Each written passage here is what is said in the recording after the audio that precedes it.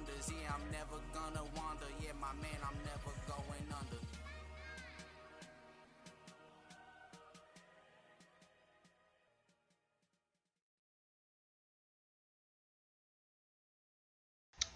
Hey, what's up, you guys? Welcome back to another episode of Care Bear Fitness Training Series. This is going to be back day, and I'm calling it Baby Got Back.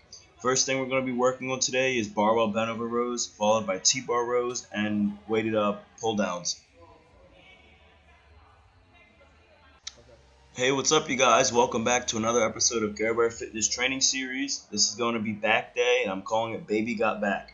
First thing we're going to be working on today is barbell bent over rows, followed by T-bar rows and weighted up pull downs. It's also very important to train the muscles with control when needed versus training with explosion, and it's also important to make sure that your muscles are up to par and are able to control the weights entirely throughout the lift, just to make sure that you don't get any injuries, because when you are overextending your back on the stretch, as I do in my back workouts, you can pull your lat muscle if they're not properly developed yet. Here's my second set of barbell bent over rows. You will notice that this is an explosion set for me, and you will notice that your body does start jerking when the weight gets heavier, and that is okay. They call them cheat reps. That is fine once in a while, but you'll notice that my back is also staying in perfect alignment throughout this whole lift.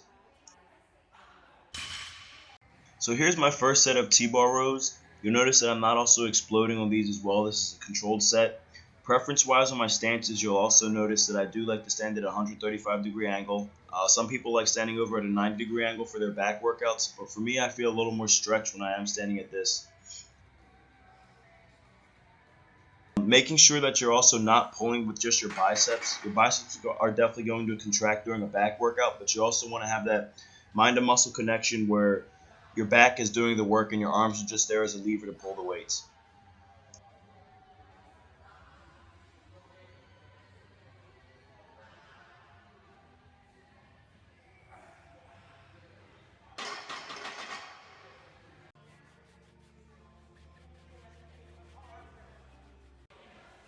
So for my final workout, I just like to finish off usually with an isolation movement. For these, when I let the weight go to the top, it is almost mandatory to do that just so you can get a full contraction and a full pull down on these cable lat pull downs.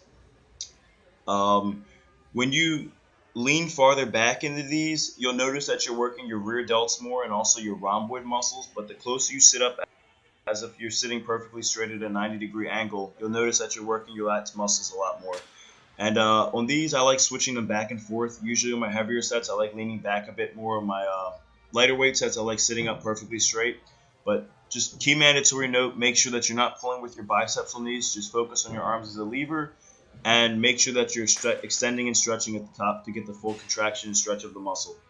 This is the end of back day, guys. Watson Alexander is the Instagram. Stay shredded.